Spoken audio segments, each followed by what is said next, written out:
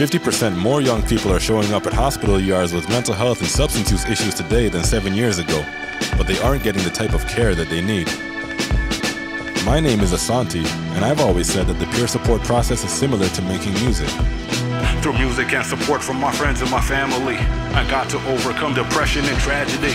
My name is d-sisive, and collaborating on a song about my mental health journey with Asante in episode 1 was a key part of my recovery. Now my mission is to guide musical collaborations that will celebrate the caregivers making a difference on the front lines of mental health and addiction.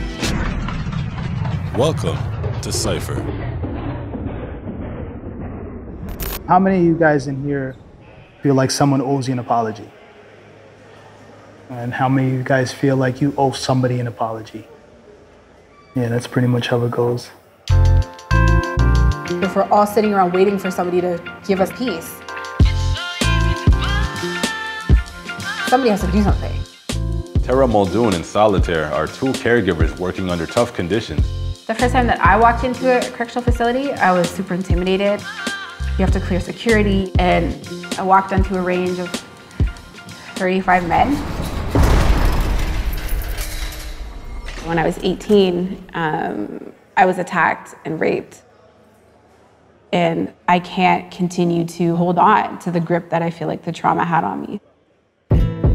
It means a lot to me that they might actually see things from the victim's perspective. Okay. I talk about my PTSD diagnosis, what anxiety does, and I'll notice my hands will clench, and so then I'll say that to them. The walls that we put up. Let's say you recorded me just going walls, wall, and just one could have a distortion on it. There you go. With choices put in front of his face by cold hands with warm skin, could he make better decisions with different perspectives? It's nuts. You're crushing this right now.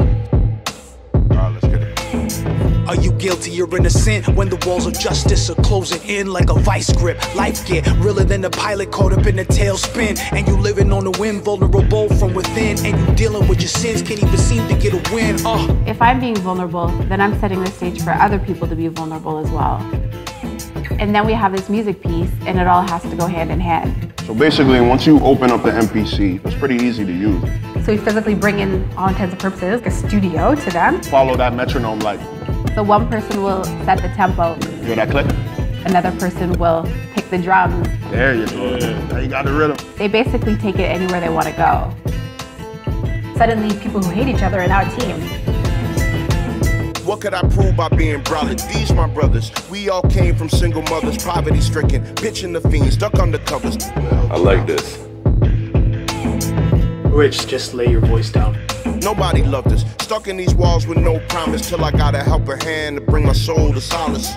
What you're doing by helping these men to talk about these things is you're taking care of them. I never thought of myself as a caregiver, but I want to be there for these guys. Sounds so good. I know, especially my part. The walls keep the voices silent, not a sound from the world outside, but the sound of the silence haunts me when I pray and nobody replies. The walls play my hell and my heaven.